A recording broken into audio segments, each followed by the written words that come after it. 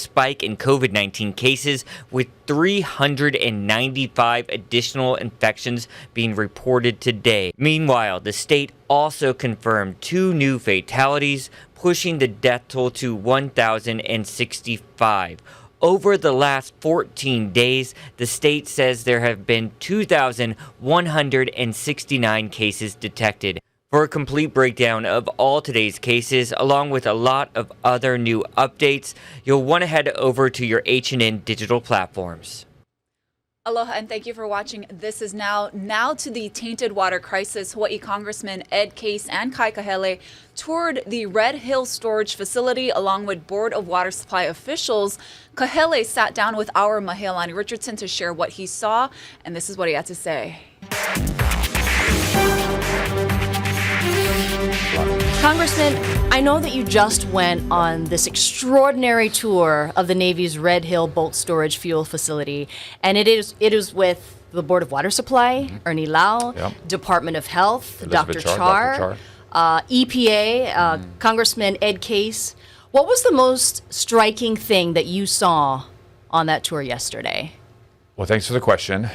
It also included the senior leadership team at the University of Hawaii, President Lasner, chemists, scientists, eco-hydrology, volcanologists. You know, we put together a group to really look at and assess the situation and to be able to provide feedback on what they saw and how we can get out of this. It feels like we're getting information secondhand because the Navy doesn't always tell us everything. But Board of Water Supply Chief Ernie Lau said that, and Urin Owata, who is his program administrator, they looked at the reports and they said that there is still trace amounts of petroleum in the water. So did you see those reports? And at this point, does the delegation know where exactly is the contamination and where is it going? So, are you referring to the water quality analysis reports that Ernie referred to? Yes. Well, what I can tell you is I looked at live video feed of the Red Hill well, and there is not trace amounts of fuel. There is a lot of fuel in the Red Hill well. I can only describe it as have a bowl of water and pour balsamic vinegar on that in that bowl of water and see the black, balsamic separate from the water. That's what it looks like right now. And that was very disturbing for me to see that. It's probably one of the things that shocked me the most. And they're continuing to skim the surface. You know, credit to the Navy divers. If they're listening, you know, thank you so much for what you guys are doing. 12 hours a day, working in a very tight, confined environment, 80 feet down in a basically a lava tube, skimming the surface of of the Red Hill well. And that's what they're doing. They're trying to pull all that oil that's on the surface of the water up and out. So BWS is now casting doubt on the Navy's plan to essentially scrub the water with these 21 industrial-sized filters that are basically like large Brita filters. That's how the Navy described it. So do you have confidence in that plan to clean the water? Because BWS says if the water went from, let's say, the Navy's water line to the public system, there would be no way to clean it, and it would be hundreds of millions of dollars to replace our public pipeline. So do you have confidence in the Navy's plan to clean the water at this moment? So I can't speak to what Ernie said in regards to pipelines and people's homes and PVC piping that is found in most homes. I need more information on that. But what I can tell you is that the granular activated charcoal, large capacity industrial filters that they're bringing in is what they plan to use to filter the water. That is not new technology. We've been talking about and doing it here on the island of Oahu for years because we have had water that has been contaminated because of Hawaii's agriculture uses. We've had pesticides and agriculture, pesticide use that has been in water that we've had to filter in the past. As a matter of fact, the Navy had a plan to do a GAC filtration system out of their Waiawa shaft to a tune of about $29 million about 15 years ago because there was amounts of pesticide or agriculture-based pesticides in the Waiawa water well. So this is nothing new. Filtering the water through a GAC is nothing new. Whether it has the capability to extract the petroleum hydrocarbons and petroleum-contaminated fuel in the water is another question. They say it's going to work. We'll see if it's going to work. The one problem that I haven't been able to get a clear answer on is as you start to pull that water that has so far been sitting stagnant, right, in the Red Hill well, because we're not pulling it out right now to feed the Navy's water system. They shut that off on Sunday, November 28th. Well, when you start to reactivate and pull that water out and run it through the GAC, how does that affect the groundwater flow movement underneath that perched aquifer, and how does it relate to the Halava shaft that the Navy runs, the Halava shaft that the Board of Water Supply runs, the Mauna Kea shaft? All of these pockets of water underneath that area, how does that become affected when you start pulling water out of the Red Hill well so that you can get that oil out? That's the biggest question I have right now. You know, I've been on to the Hickam base. I've been to Aliyah Manu Military Reservation, and I personally smelled the water, felt the water, talked to families who were suffering from severe illnesses. And because of your credentials, you've gone on base too, I have. and you experienced it. What did you see? What did you smell? And what are the families telling you? Hours after the Department of Health put out that notice on that Monday night, Sunday, November 29th, I went into Halsey Terrace, Caitlin Drive. Like you said, I went to Hickam Air Force Base 2 days ago. I drive around the neighborhoods, identify myself, pass up my card, and I just say, hey, how's it going? What's your family doing? How's the water? And just like you, I smelled the water. And immediately on that Monday night, I smelled kerosene and what was something in the water. You know, I took multiple samples of water from homes. I took it back to Washington, D.C. I let other members of Congress on the House Armed Services Committee smell the water, and they all said the same thing. Something's wrong with this water. You've said that Ernie Lau, the chief engineer of Board of Water Supply, has never been down there. And so yesterday during the city council hearing, he just got choked up when he was describing how serious this is. And he said, and I'm going to quote him, he said, I believe that the May 6 event, the Red Hill facility, came very close to a potentially catastrophic fuel release event. Did you learn that as well? And what did you see of the areas that were literally broken along the pipeline? So we this was my second time to see that event that he's talking about, and to ask more questions and have a better understanding of it.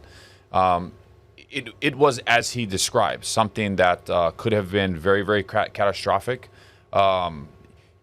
Catastrophic is a big word, and you can define it in different ways. You know, I also view catastrophic as a rupture of one of the tanks that is unable to prevent the release of millions of gallons of fuel into the aquifer, an actual structural rupture and collapse of one of those tanks. That was not this May 6th. That was a result of operator error and inadvertently pushing the right buttons, not following the right procedures, which caused a rupture of a line that ultimately allowed thousands of gallons of jet fuel, what they think is JP5, or fuel used to supply fuel for Air Force jets, into the Red Hill Tunnel shaft. And so it was very, very bad, but, you know, we can define catastrophic a lot of different ways. You know, at the time, this was an engineering marvel, but it was built in the 1940s. So give us a sense. Does it look old? Does it look like it's deteriorating? Because it's really hard to tell. We understand that you weren't allowed to take pictures along your tour. You know, because of its national security and strategic importance to our nation, they advised not to take photos and video, but one of the individuals that came with us, Naalehu Anthony, who is a Honolulu Board of Water Supply Commissioner, of course, OEV TV and all the things that he's done with the Malama Honua voyage, he was able to take photos and video. And it's going back to the structure itself. You know, you got to imagine, right? Built in 1940, started construction pre-December 7th, completed in 1943 under top secret classification, and remained that way until 1995. Nobody even knew about it or could even talk about it until 1995 when it was declassified. And so, you know, although there has been a lot of work to repair the system and do upkeep with the system, it is something that does reflect 80-year-old technology and something that was built a long, long time ago. Hawaii News Now and Civil Beat are collaborating on a special report in regards to this tainted water crisis. It's going to be airing tonight at 7 p.m. on all your H&N digital platforms. Here's a preview. The Navy is currently experiencing a crisis of astronomical proportions in Hawaii. Angered that they allowed it to go this long. How disgusted I am at how you have failed the community. Things that should not be in my water. I can smell it. They deserve answers. What I'm trying to do is find out why our system didn't inform us up front as to what was going on when it was happening. Felt like that we were being gaslit and swept under the rug, and we were not a priority to them. The public has lost trust and confidence in the actions of the Navy. We've been feeling sick. My son has said that he has like a fire burning in his stomach. They did find a trace amount of diesel. No. We do have high confidence that it was from that singular event at that 20 November spill. It's not the fuel itself that's making them sick. It's the fuel in the water that's making them sick. I feel like everyone else feels outraged. You know, the Navy has lied and denied about this issue for years, and now we are in a catastrophe. I think it's time for action now. It is time.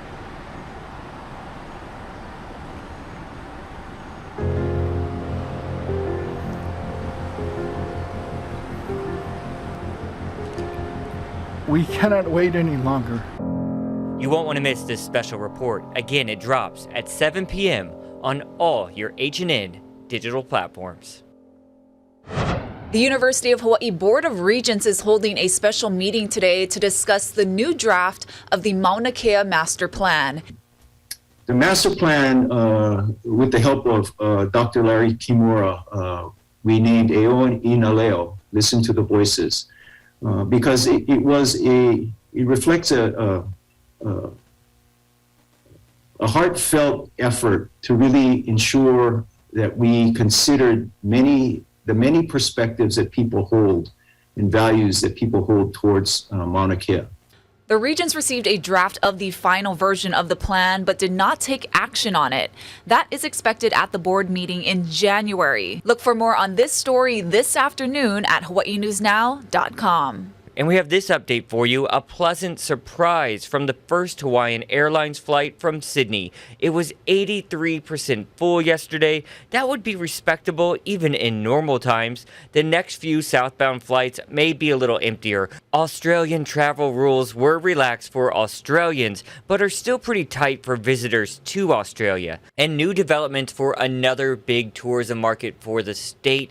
Canada has issued a new travel warning to its citizens, asking them to avoid non-essential international travel. Paula Newton has those details. Canadian officials admit the move is drastic, but they say they are fearful of what this variant could do to Canadians' health. And for that reason, they are advising all Canadians to avoid non-essential international travel. In fact, that advisory had just been lifted several weeks ago, having been in place since March 2020. And while it is an advisory, it is not a ban. And that also means that foreign nationals can still visit Canada, provided they are fully vaccinated and have a negative COVID test. Now, here in Canada, the vaccination rate is quite high, but the booster rollout has been somewhat slow. Many provinces are now ramping up those efforts. But public health officials here warn that they still expect a sharp increase in cases in the coming weeks, due, of course, to that Omicron variant. Paula Newton, CNN, Ottawa. Now, this just in, vaccine advisors to the CDC have unanimously voted to change recommendation for COVID-19 vaccines, saying the shots made by Moderna and Pfizer are preferred over the Johnson & Johnson dose for adults 18 and over. Now, the updated guidance comes after new data confirmed 54 cases of people developing blood clots and showing low blood platelet levels after taking the J&J shot. All of those patients were hospitalized and 9 of them died. Now, the U.S. has administered more than 17 million J&J doses since the FDA authorized the shot for emergency use back in February. All right, let's take you live outside. Look at the Frank Fossey building right there as we're looking over our beautiful city. What do you say we get an update of what your weekend's shaping up to be? Here's Guy Hoggy.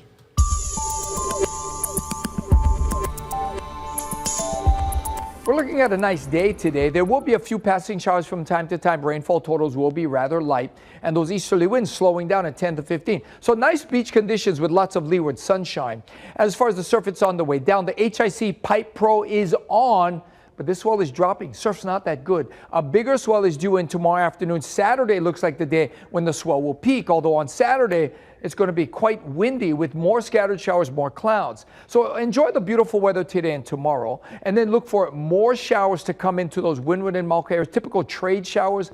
And it's going to be a little bit gloomy at times with more cloud cover as well. And those breezy winds will hold firm into the middle of next week. So the nation's airlines are warning about possible widespread cancellations next month, and it's not because of weather or anything like that. It's because of new 5G networks and how they may interfere with cockpits. Tom Costello explains. 50, 40, 30.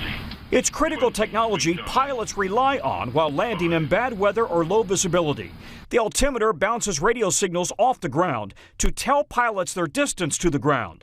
But tonight, a broad group of aviation experts warns the new 5G cellular network set to go live next month may interfere with those altimeters, especially around big airports in California, Chicago, Dallas, Florida, New York, Seattle, and many more. The FAA is so concerned it's issued a temporary order for pilots not to use altimeters for landing starting in January when aircraft are close to 5G cell sites. They need to know exactly what altitude they are above the ground as they're shooting that approach. And if they don't have that, it decreases safety of the flight. The airline industry is tonight urging cooperation to resolve the issue, warning that millions of passengers could be affected if flights are canceled or pilots forced to divert because they can't use altimeters in bad weather. But the cellular industry and the FCC say 5G has already rolled out in many countries without impacting aviation.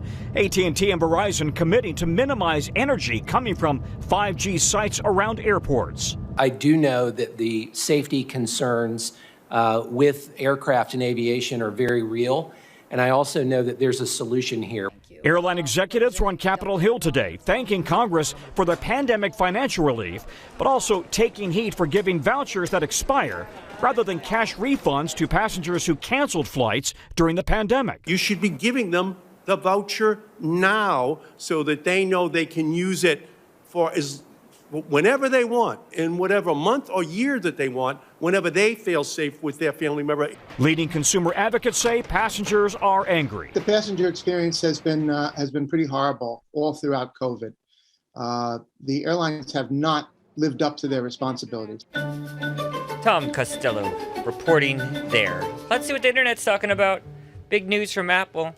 Yep, the company says they are putting off when workers can come back to the office indefinitely. The company says the date is, quote, yet to be determined, and the tech giant is giving corporate and retail employees $1,000 to buy equipment for their home offices. Hey, this comes as a rise in COVID cases concern companies across the country. Earlier this week, Apple also reinstated the mask mandate on the mainland. Other companies like Google, Lyft, Amazon all pushed back their return to office dates as well. Got some space news. The Perseverance rover landed on Mars 10 months ago, but we're already learning a lot about the red planet.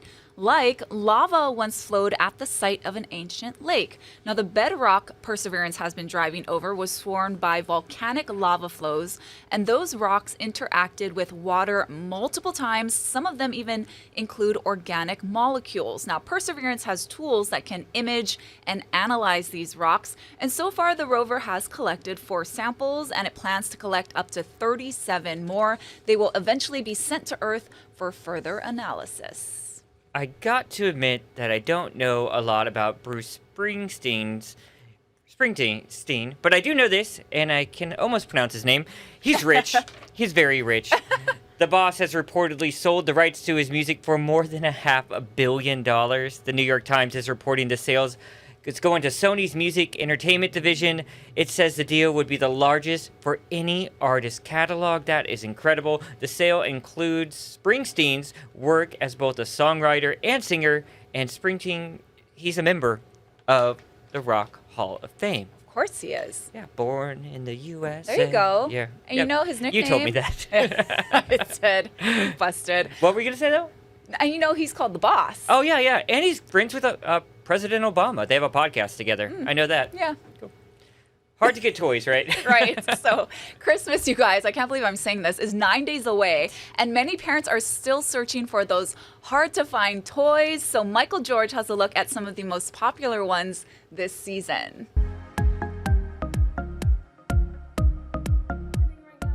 Don't you feel like this is actual magic happening in your hands? This is great. This is the Magic Mixies Cauldron. Kids add potion and some mystical ingredients to the empty cauldron. Tap the wand and presto, a Mixie pet appears. But buying one may require some magic of its own. It is one of the hottest toys of the year. The Toy Insider's Maddie Mahalik says parents are having a tough time getting them, along with gaming consoles, including the PlayStation 5, which is nearly impossible to find. If parents do come across one online, they should make sure it's from a legitimate retailer. You don't want to get ripped off in any way and purchase a counterfeit toy. These Squishmallows are also on many kids' wish lists, and resellers are trying to take advantage by marking up the prices on auction sites. Toy supplies have been impacted by overseas cargo delays, but many retailers continue to see new stock come in.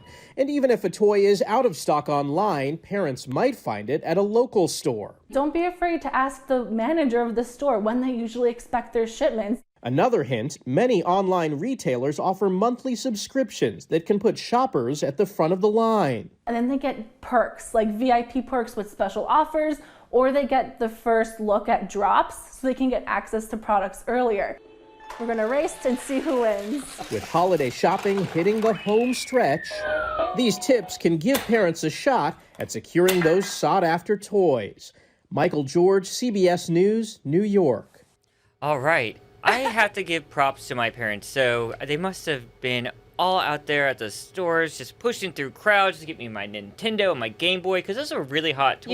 You got everything you wanted usually? They were so good about it. That's I good. was too old for the Tickle Me Elmo craze, Right, but right. remember that? I Yeah. remember people like trading Ferraris for Remember them. the Furbies too? Oh, yeah. Yeah, My there cousin, were a lot of weird ones. Yeah, my cousin, well, Magic Misty Yeah. Cauldron. Yeah. I don't think that's going to last too long. I wasn't a big toy kid. I liked cash. Cash? Yeah. I thought you were going to say books, but cash. Yeah, different kind of paper.